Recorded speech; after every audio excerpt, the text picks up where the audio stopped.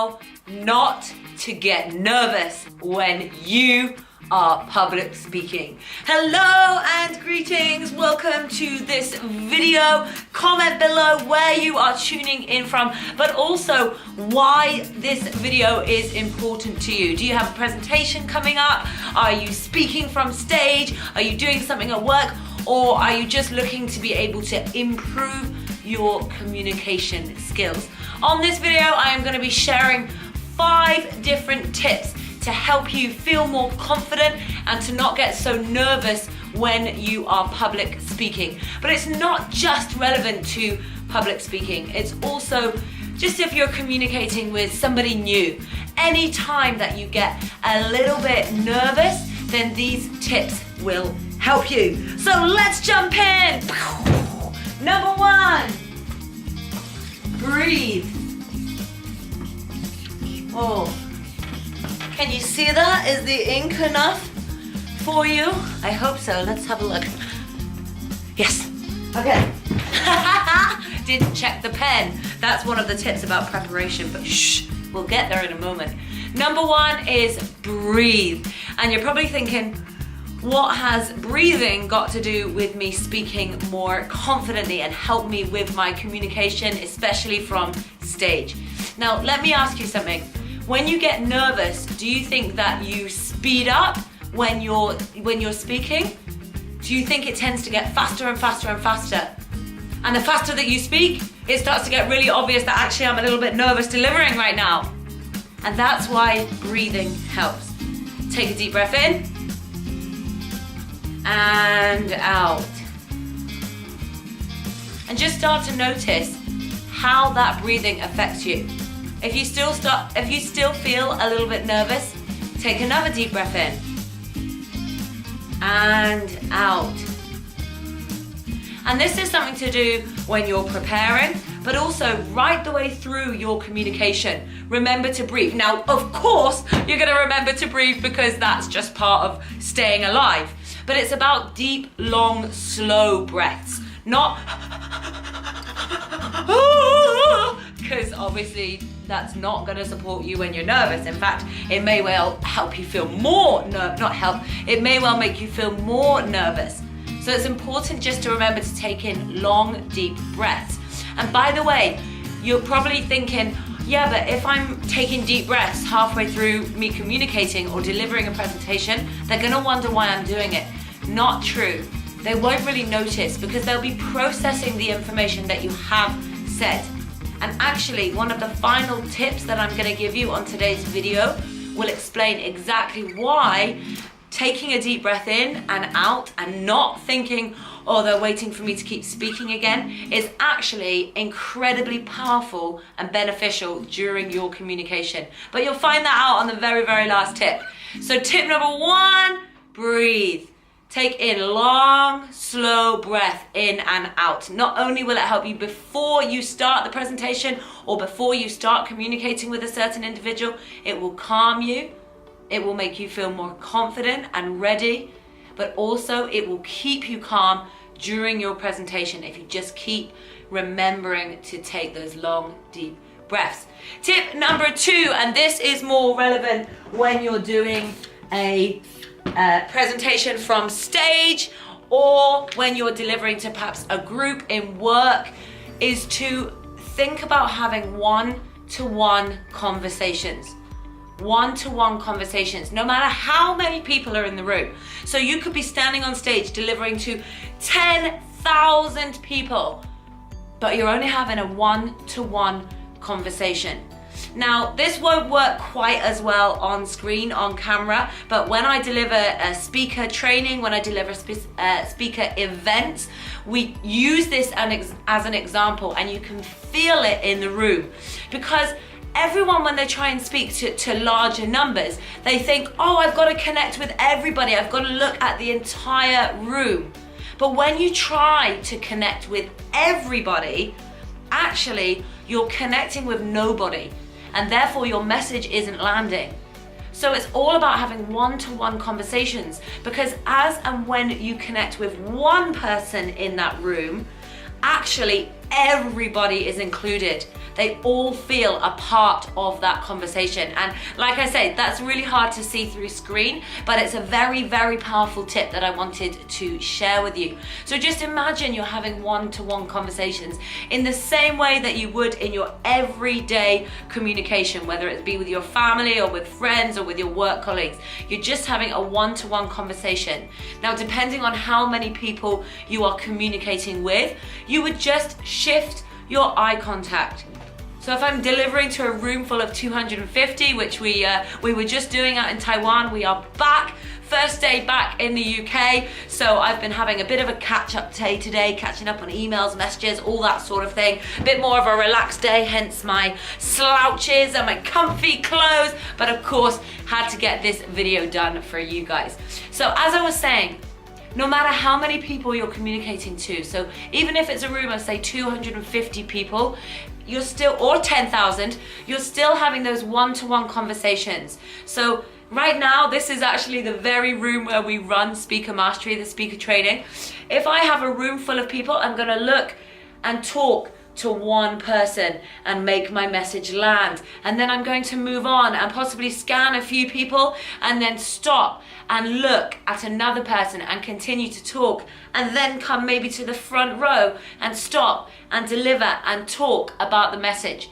So it's always about having those one-to-one conversations, no matter how big the room. And that is a really powerful tip. When I learned that right at the beginning of this speaker journey, it made such a massive difference, not only with my nerves around speaking, but also with how well I connected with the audience. And of course, in any communication, you want to have that connection, you want to have that rapport.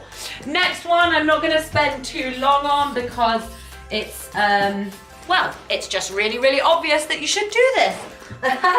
And that is to prepare. Get prepared.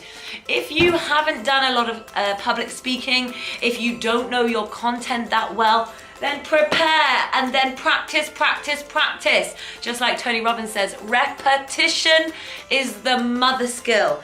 Type that in the comments box below. And for those of you that don't usually watch my videos, we do that because it instills the learning, so you are much more likely to remember it. So pop that in the comments box below. Repetition is the mother skill. So prepare, know what it is that you are going to say, and then practice, practice, practice, practice, practice. Now, don't get me wrong.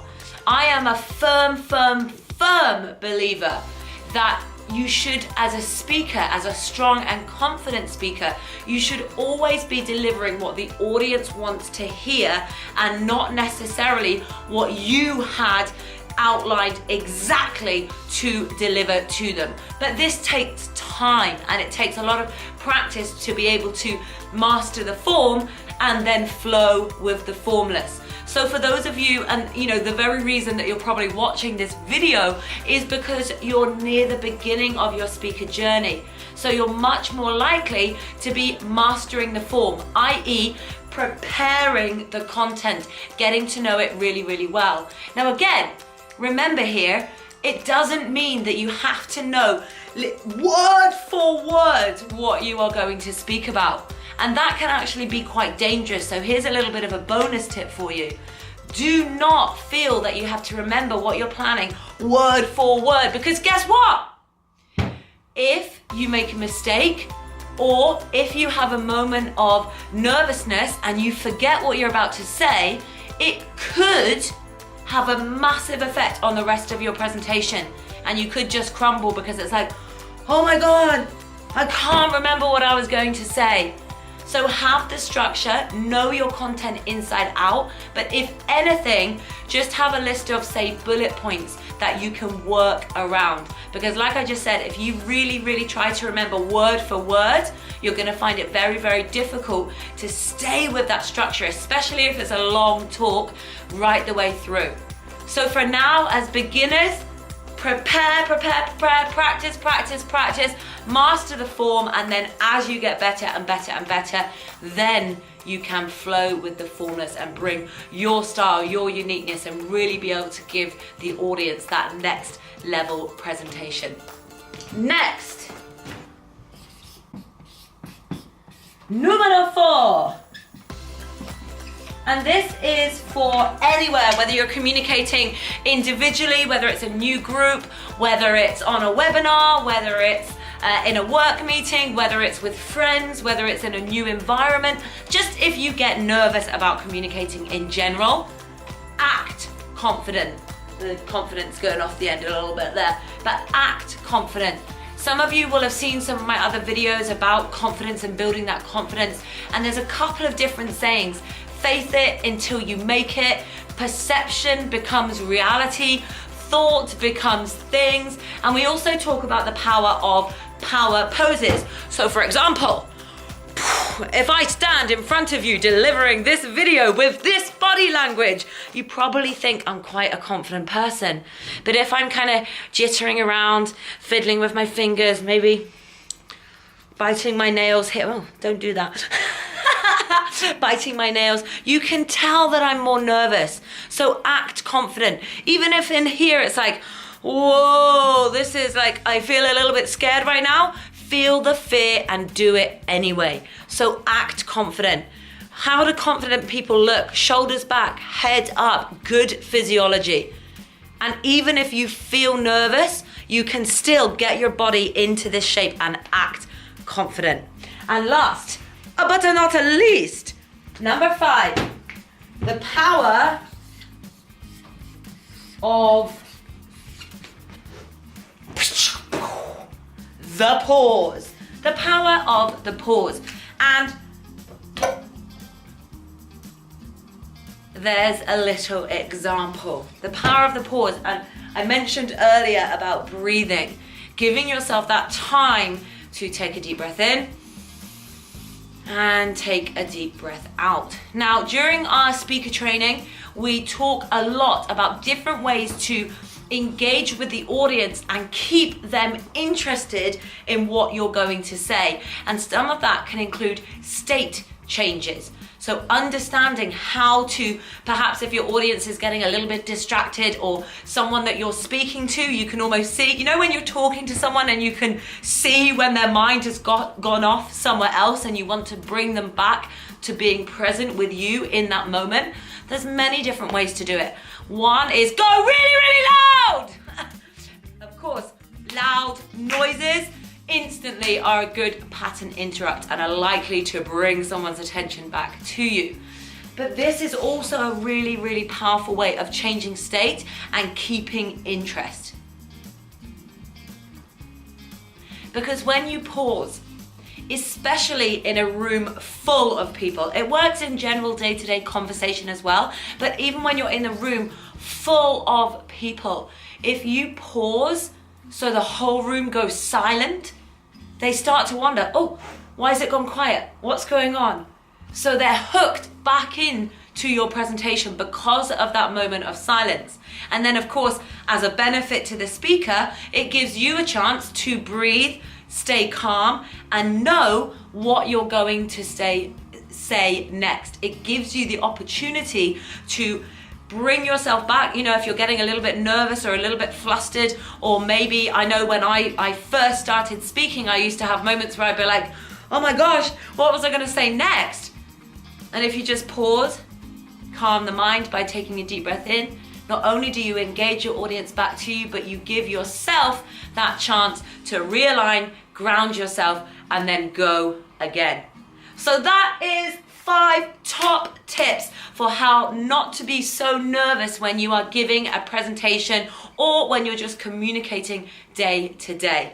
And that is it for today's video. But as always, let me know where you are tuning in from. Comment below. I always love to hear your updates. If you've got any questions at all about this and the video that you have just been watching, then please type them in the comments box below and I will get back to you. Otherwise, if you're not already, hit that subscribe button and the bell next to it for your daily notifications of inspiration, education, and motivation. Why? So that we can rise together.